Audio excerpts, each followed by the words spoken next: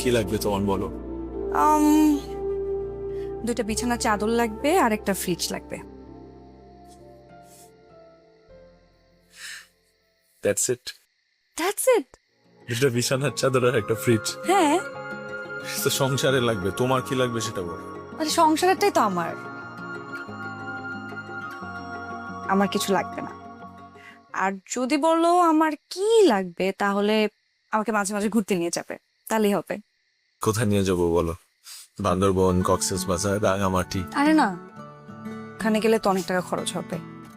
আমাকে তুমি রিক্সায় করে ঘুরতে নিয়ে যাবে, পার্কে, ফাঁকা রাস্তায়, বাদাম কিনে দিবে, ফুচকা কিনে দিবে, আর ফুল তো আমি খুব ভালোবাসি, ফুল কিনে দিবে, তাহলে আমি খুশি। হায় রে নীলা,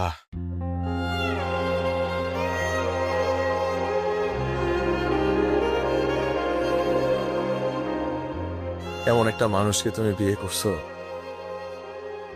এমন একটা অপদার্থ স্বামী পাইছো, তুমি একটা ব্যর্থ স্বামী পাইছো যে তোমাকে বড় কোনো স্বপ্ন দেখাইতে পারে না।